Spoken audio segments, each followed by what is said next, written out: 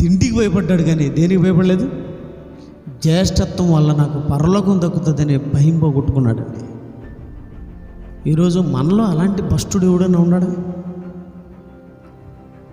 తిండి కోసం, లోక సంబంధమైన వాటి కోసం దేవుణ్ణి వదిలిపెడతావా? వదిలిపెట్టిన వాళ్ళు చాలామంది ఉన్నారండి. మీ అందరికీ తెలుసు, గేహాజీ డబ్బు కోసం దేవుణ్ణి వదిలేశాడు. ఎలీషా ఏమంటాడు మీ అందరికి తెలుసు కదా, యాడికి పోయినామంటే నేను యాడికి పోలే ప్రభు చక్కగా నిలబడుకుంటున్నాడు. ఒరే గేహాజీ, నా మనసు నీతో కూడా రాలేదా? ఆ నయమాన్ని ఇచ్చే ధనం కోసం ఆశపడి వెళ్ళిపోయి నాకు అబద్ధాలు చెప్తావా?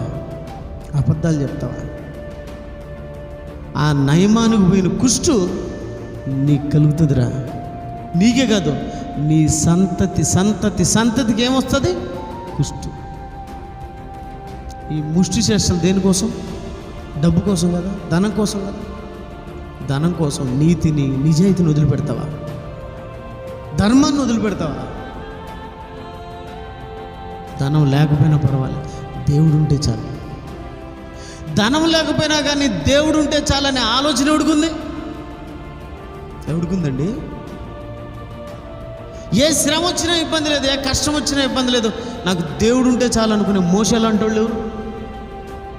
వీళ్ళండి భయం కలిగిన భక్తులు. వాళ్ళెవరు? భయం లేని భక్తులు. తిండి కోసము, డబ్బు కోసము, శరీర సంబంధమైన వాటి కోసం దేవుణ్ణి వదిలిపెట్టిన నీచులండి.